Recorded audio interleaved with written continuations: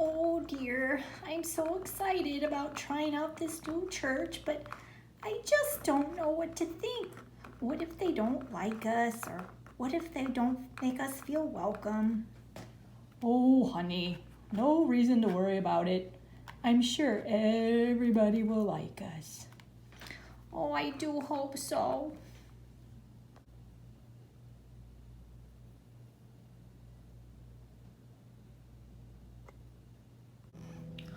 Oh, I'm so glad we found a back seat. This is such a big church. I just don't know about this. Oh, honey, I'm glad we found a back seat too.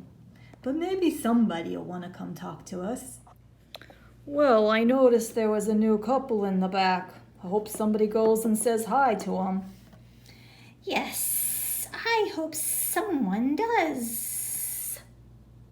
Hey, Thundercat, Orko, did you notice the new couple sitting on the back row? Yes, somebody should say hi. Yeah, somebody should say hi.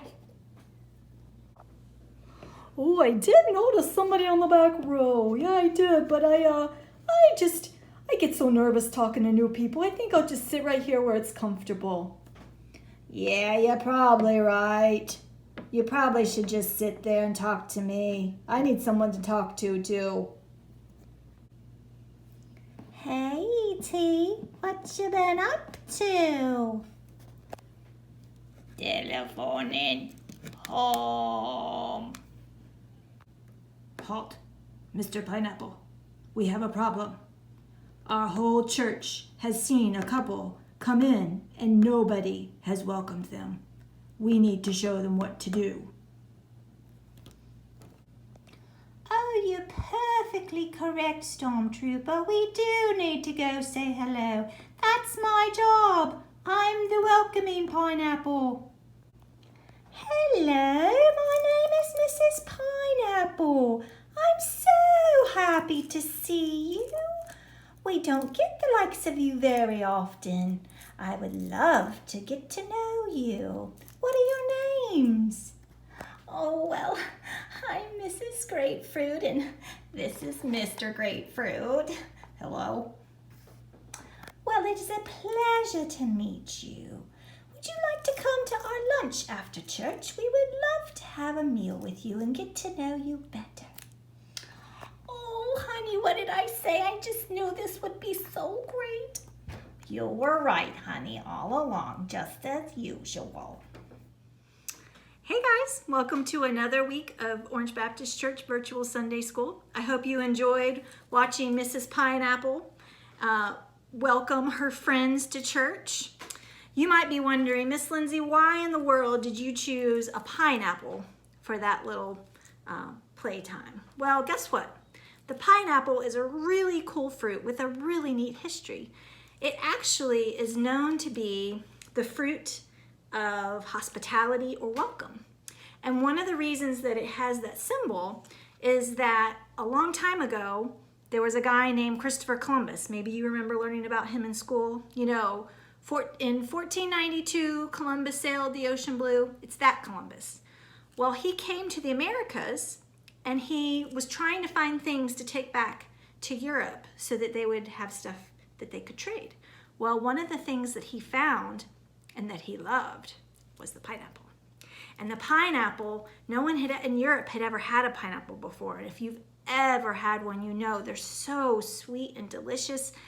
Well, they're really hard to grow too. They like a climate that's really hot and dry, and Europe's just not that way. So they couldn't grow it in Europe.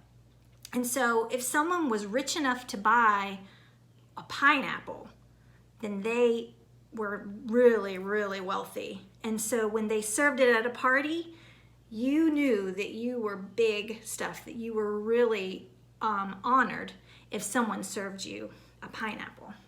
And so nowadays, if we bought a pineapple the way they did back then, where they were so rare, it would be worth $8,000. That's a lot of money. So I'm really happy that we have pineapple now because it's so tasty. But because of that tradition, pineapples are in all sorts of art and culture and history as being something that represents hospitality or welcoming. So that's why I chose Mrs. Pineapple this morning. Well, the reason I want to talk about welcoming people or hospitality is because our Bible verse comes from the book of Matthew, chapter 10, verse 40. And this is what it says. It says, "Whoever receives you receives me, and whoever receives me receives him who sent me." So what Matthew is saying in this verse is when you welcome people and receive them and make them feel loved, you are showing the love of God. So I really want you to think about that this week. When you're out, maybe you're in a group that you've always gone to. Maybe it's youth group, maybe it's church, maybe it's a club or a sport, or maybe you're at the pool with some friends. Look around. See if there's somebody there that maybe doesn't normally come, maybe someone who might be feeling a little shy, a little awkward, and go and welcome them. Because I promise you that if you show them the love of God through saying hi and being kind, they will feel the love of Jesus. Okay? And our activity this week will be something that you could do maybe for a neighbor or someone that you just want them to know that you're thinking about them, that you care about them, and show them the love of Jesus that way. Okay, hope you have a good week. Bye-bye.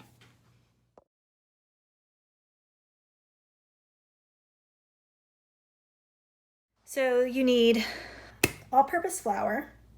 You'll need a measuring cup. You will need some warm water, not hot, that's key. Some yeast, some salt, cling wrap, cooking spray, a bowl, and I use my mixer with the bread hook. If you don't have a mixer with bread hook, that's okay too. It just might take a little bit longer to mix it by hand. So the first thing we're going to do is we're going to measure out 4 cups of flour.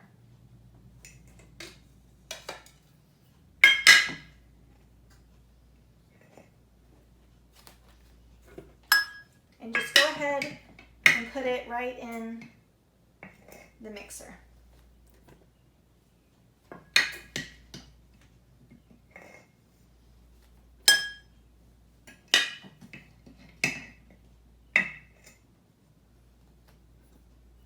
That was 4 cups.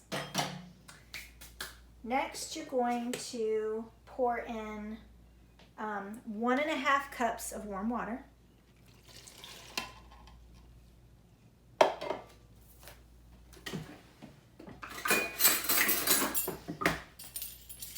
You need 1.5 teaspoons of salt.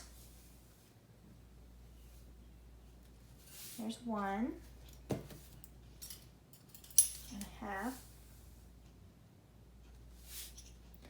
And you need 2 teaspoons of yeast.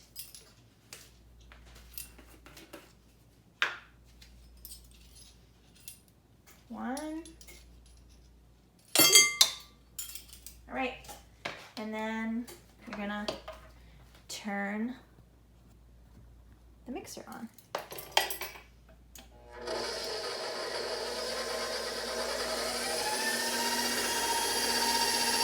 Okay, so I've let it mix for about 3 minutes, and I'm going to take it out. It should have come together into a ball. And the next part, that's the fun part. Okay, so I have my ball of dough. Now comes the kneading part. So what you do to knead is you want to smush it down, push it out, and back towards you. Roll it back in, smush, roll it back in, smush, roll it back in. And kids, you can have as much fun as you want kneading the dough. So we're just working those ingredients together and getting the yeast activated. And you just kind of want to do this for a good 5 to 10 minutes. I don't usually do it that long. Some recipes call for it to be at least 10 minutes, but I've done this bread recipe a lot and I've never done it that long. But you have as much fun as you want kneading the dough, getting it all worked together. And when you're done, I'll show you what you're going to do next.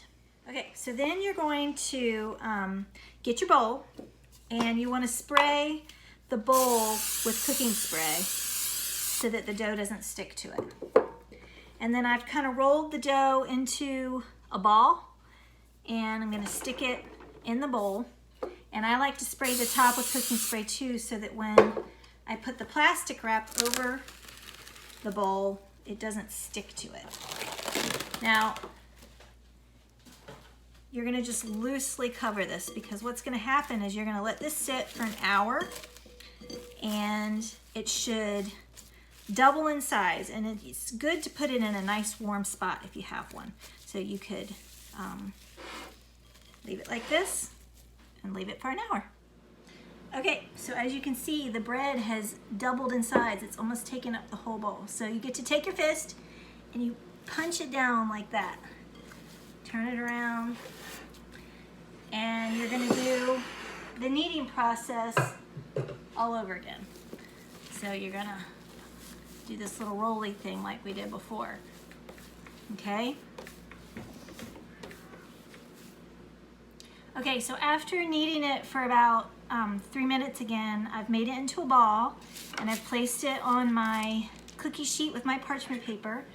And you're gonna get your parent to take a knife and cut 3 little slits in it like this.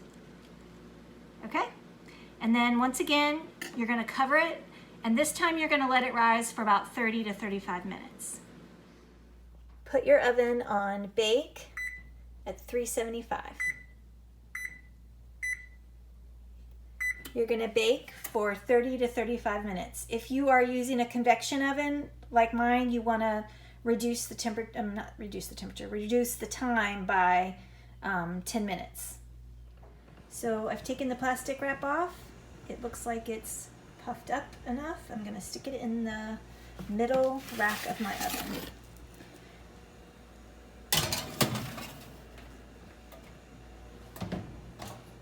I'm gonna set my timer for 25 minutes. Because remember, I did convection, so I'm taking some time off. Okay, it's done. It smells delicious and it's golden brown. I can't wait to give it to my neighbor.